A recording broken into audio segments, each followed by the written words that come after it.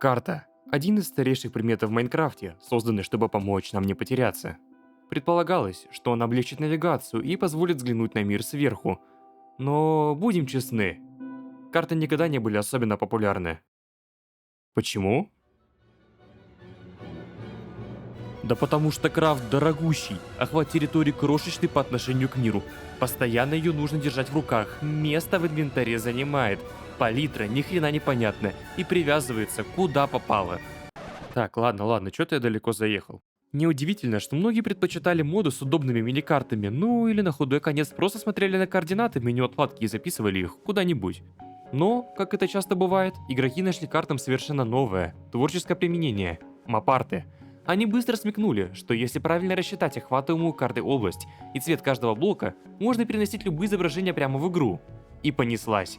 Люди стали придумывать инструменты и использовать игровые механики на максимум, чтобы добиться идеальной картинки. С каждым годом сообщество мапартистов росло, а вместе с ним и качество их шедевров. Привет, на связи Ютя. Сегодня расскажу, как подготовить и построить свой собственный мапарт на любом сервере. Вы узнаете, как перенести любимое изображение в игру и по-настоящему удивить всех вокруг. Приятного просмотра. Начнем с главного. Весь мир Майнкрафт поделен на сектора размером 8 на 8 чанков, что равно 128 на 128 блокам. Когда вы впервые используете карту в таком секторе, она привязывается к этой области и начинает отображать ее вид сверху. Важный момент: изображение на карте всегда ориентировано на север. Карта первого масштаба отображает один блок как 1 пиксель, соответственно максимальное разрешение одной также 128 на 128 пикселей. Карты большего масштаба в мапартах по сути бесполезны, ибо на 1 пиксель уже уходит несколько блоков, а больше оттенков от этого, увы, не станет. Чтобы зафиксировать изображение, карту можно ламинировать. Делается это на столе картографа с помощью стеклянных панелей. Это не даст ей больше обновляться. На том же столе можно делать копии, которые будут повторять название и рисунок оригинала. Копировать карты можно и путем совмещения пустой карты, заполненной на сетке крафта.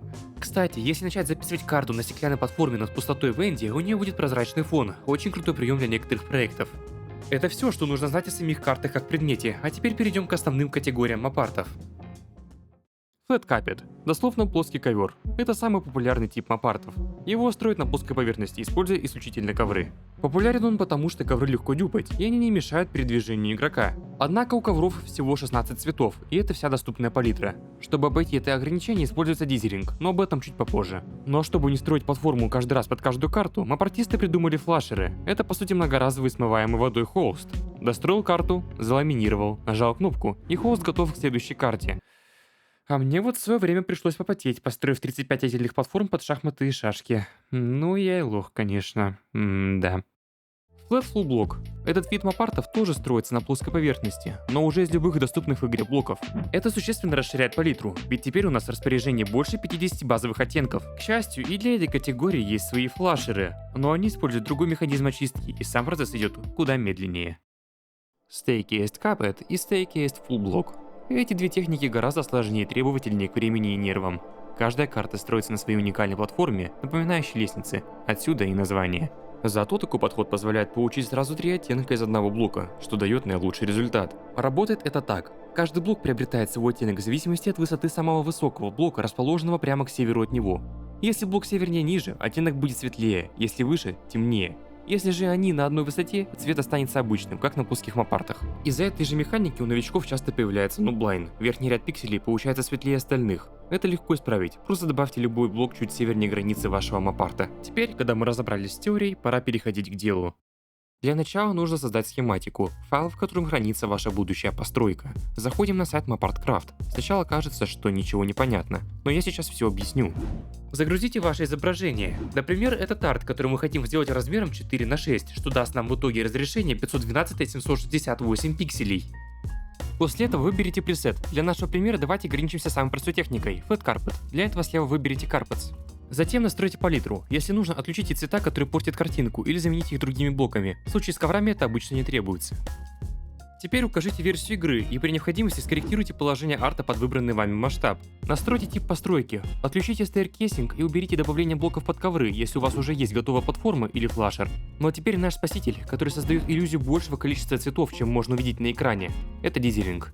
Пробуйте разные алгоритмы и выберите самый подходящий, однако помните, дизелинг не всегда идеален, иногда он может испортить результат или не спасти от однотонных областей. таких случаях можно быстро обработать картинку во вкладке ниже, или в более тяжелых случаях в фотошопе. Если эти меры не помогли, возможно, стоит выбрать другое изображение или попробовать более сложную технику со стейркейсингом. Увы, такова реальность.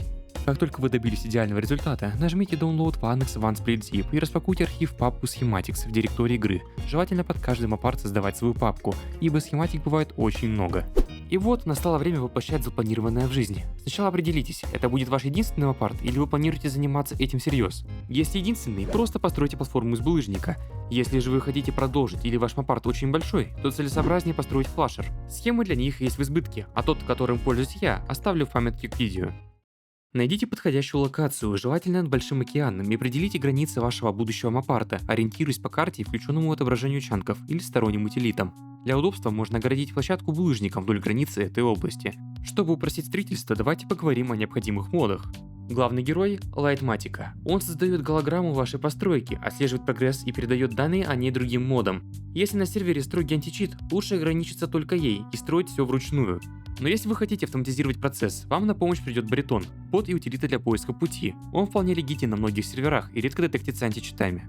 А если вы играете на TB2T, у вашего сервера нет античита или тут не забанит вас за их использование, то смело ставьте Lightmatica принтер. Он будет ставить блоки вокруг вас согласно схематике, пока вы держите клавишу и бегаете по нужной области.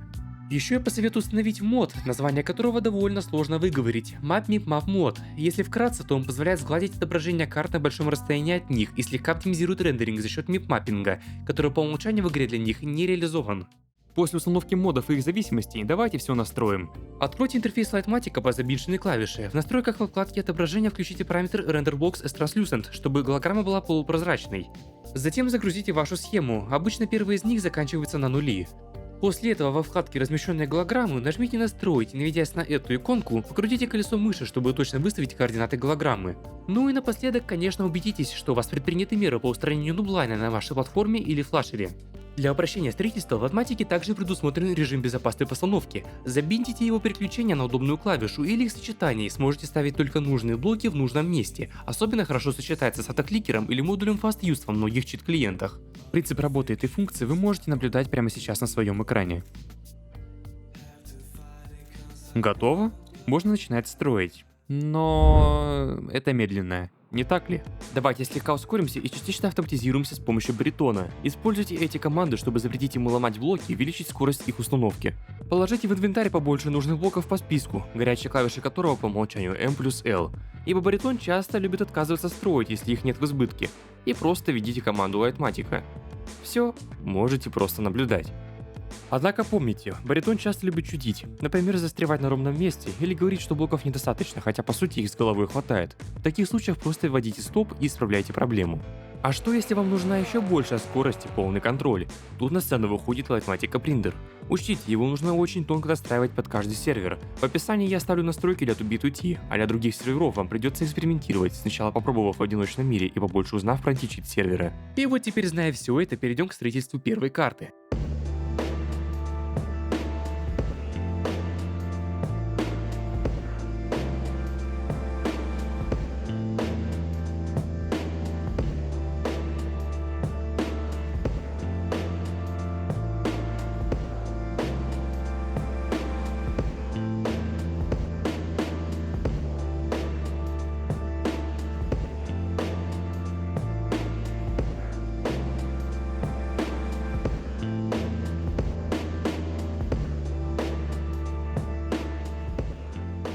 Предположим, вы закончили одну из карт для своего мапарта.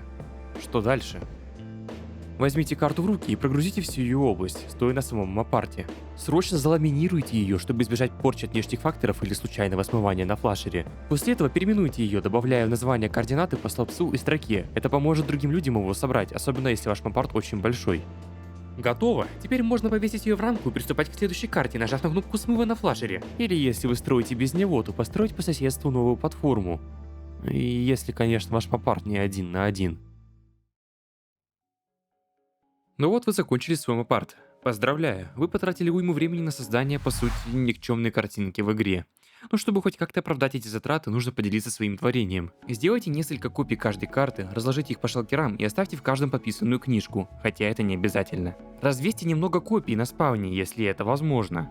А если вы играете на Тубитуте, обязательно поделитесь своей работой в дискорд-сервере мапартистов. Там можно найти архив с сотнями мапартов за многие года и получить советы от опытных и весьма дружелюбных игроков, а иногда даже и материальную помощь. Помимо всего этого, я настоятельно рекомендую найти сундук максимально неприметный и отдаленной шахте подальше спавнеров мобов и спрятать туда хотя бы одну копию вашего мапарта и записать координаты. Еще лучше положить его в эндер-сундук, но место в лишний раз, понятное дело, тратить не очень хочется. Иногда мапарты имеют свойство теряться и уничтожаться, теряются порой настолько сильно, что не остается ни одной копии, из-за чего мапарт может стать просто утерянным, так что эти меры помогут сохранить крупицы истории для таких случаев.